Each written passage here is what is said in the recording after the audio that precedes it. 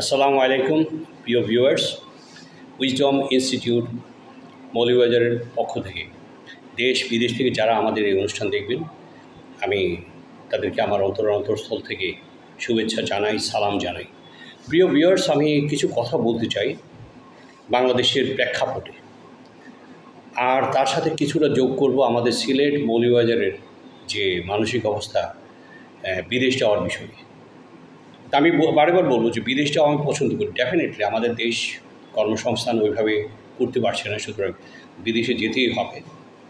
যাবেন, ভালো কথা। যাওয়ার আগে প্রথমে ভাষাটা তো ভালো করে শিখতে হবে। ভাষা শিখতে হবে। ভাষা যদি না শিখতে পারেন তাহলে বিদেশেও আপনি যাবেন, কাজ পাবেন, টাকা কামাবেন, ঠিক আছে, কিন্তু আপনার পছন্দের যে জবটা, নিজেকে যে অযোগ্য হওয়ার পরেও নিজেকে যে কাজের যে যোগ্য আসনে বসিয়েছেন, সেই আসনটা আপনার জীবনে অধরা থেকে যাবে। এই অধরা থাকার মাধ্যমেই আপনি পৃথিবী থেকে বিদায় নিতে হবে। সো প্রিয় ভিউয়ার্স, আমি বলতে চাই যে ইংরেজি ভাষা শিখুন। ইংরেজি ভাষা শেখাবার জন্য বাংলাদেশ সরকারের উদ্যোগের কমতি নেই। আমি বলবো যে দেশ তো গরিব, শিক্ষার কিন্তু প্রচুর বিশাল বাজেট। সেই বাজেটের কতটুকু দেয়া হয় একমাত্র যারা পরিসংখ্যানে যারা আছেন তারা ভালো করে বলতে পারবেন। আমি শুধু এটাই বলবো যে বাজেট যেটা দরকার তার একেবারে পাদদেশে হয়তো যেতে পারে আর কি। কমিউনিকেটিভ ইংলিশ আমাদের দেশে চালু হয়েছে সেই 90 ডিকেড, আজকে 35 বছর চলছে, অর্থাৎ 3.5 ডিকেড চলে গেছে।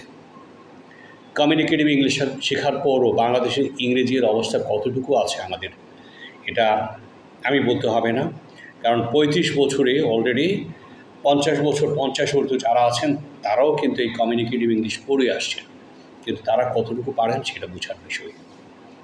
এখন কথা হচ্ছে কেন পারেন না। ভাষার জন্য 4টা skill: reading, writing, listening, speaking. Reading টেস্টের মাধ্যমে যে সঠিক জিনিসটা বুঝতে পেরে আনসার করতে পারলে রিডিং স্কিল হয়ে গেল, কিন্তু স্পিকিংয়ের বিষয়টা হচ্ছে স্পিকিংয়ে আপনি যে সেন্টেন্সটা ব্যবহার করবেন সেই সেন্টেন্স অর্থবোধক হতে হবে। আবার অর্থবোধক হলেও চলবে না এখানে যদি স্ট্রেস, ইন্টোনেশন এবং প্রনাউন্সিয়েশন ঠিক না থাকে।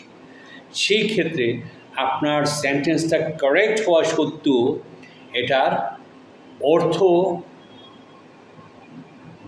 যে অর্থটা বোঝাতে চাচ্ছেন সেই সঠিক অর্থটা শ্রোতার কাছে গিয়ে পৌঁছতে পারবে না। ফলাফল কী হবে? শ্রোতা আপনি যা বলেছেন তা বুঝতে পারবেন।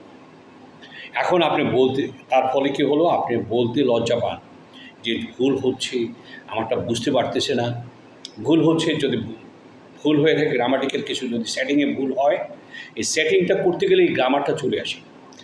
আমি কিছুদিন আগে দেখলাম একটা পিএইচডি বলছি, I eat rice, rice is eaten by me, এইভাবে আমরা বলি না। এই ভাইয়ের সাথে আমি কথা ঠিক আছে, একমত আছি, কিন্তু যখন আপনি এক্সিকিউটিভ লেভেলের একজন কিছু হবেন তখন আপনি বস হিসেবে বলবেন, আপনাকে প্রতিদিন বলা হয়, আপনি শুনেন না কেন? আপনাকে বলা হয়, আপনাকে বলি, দুই ফোন কিন্তু অর্থ এক। এক্সিকিউটিভ হিসেবে আপনি বললেন যে আপনাকে বলা হয়, কিন্তু আপনি তো করছেন না কাজ। You are told every day to do the work, but you are not doing the work at all. What's up?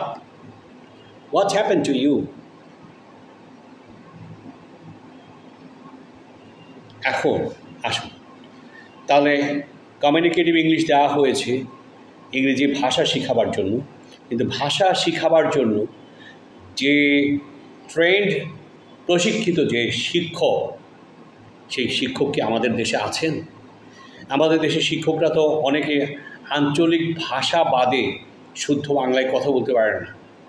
সিলেটের স্যাররাও সিলেটি ভাষায় কথা বলেন, অনেকেই, আমি বলবো না সবাই, অনেকেই সিলেটি ভাষায় কথা বলেন। তাহলে সিলেটি ভাষায় কথা, শুদ্ধ বাংলা নিজের মাতৃভাষাটা শুদ্ধভাবে বলতে পারেন না, অন্যের ভাষা ওইভাবে শিখতে পারা তো কথা না। তো যাই হোক, এখানে স্পিকিং সঠিকভাবে হচ্ছে না। তারপরে আমরা কিছু মডেল পড়ে আমরা পাস করে ফেলতেছি। এখানেও আমাদের সততার ঘাটতি রয়েছে। এই ঘাটতিগুলো ফিল আপ করতে হবে। এটা যদি ফিল আপ করা না যায় তাহলে কি স্পোকেন ইংলিশ হবে? আমি স্পোকেন ইংলিশ পর্যন্ত আমি আজকে বলে শেষ করব। আমি এই ক্রমান্বয়ে এই কয়েকটা ভিডিও আমি ছাড়বো, আপনারা দেখবেন। তারপর আমি বলবো যে please learn English at wisdom. আপনারা উইজডমে ইংরেজি শিখতে আসুন।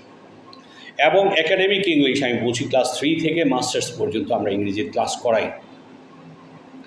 ইংরেজি পড়ার জন্য উইজডমে আসুন, আমরা ইংরেজি পড়াবো। আপনার মনের মতো করে ইংরেজি পড়ে যাবেন। আমি একটা জিনিস বললাম, স্ট্রেস, ইন্টোনেশন, ফনেটিক্স যদি সঠিক না থাকে আপনার প্রনাউন্সিয়েশন ঠিক হবে না। আমি আগামীতে সুন্দর উদাহরণের মাধ্যমে বুঝাই দেব, বোর্ডে লিখে বুঝাই দেব। আজকে শুধু বলবো যে আমি বললাম, mango is the sweetest fruit in the world. It means only mango is the sweet, only mango is the sweetest one. এখন যদি এটা বাঙালিরা বুঝে না, তাহলে বাংলায় বুঝাই দিলাম, তাহলে এটা বাংলা অনুবাদ হয়ে গেল। বাট এটা মনে রাখতে হবে, প্রত্যেকটা শব্দের যেরকম এক একটা অর্থ আছে, প্রত্যেকটা বাক্যেরও এক একটা অর্থ আছে। এই বাক্যের মাঝে ওয়ার্ড থাকে, ফ্রেজ থাকে, নাউন ফ্রেজ থাকে, প্রেপোজিশনাল ফ্রেজ থাকে, অ্যাডভার্বিয়াল ফ্রেজ থাকে, এরকম ফ্রেজ থাকে, অ্যাডজেক্টিভ ফ্রেজ থাকে।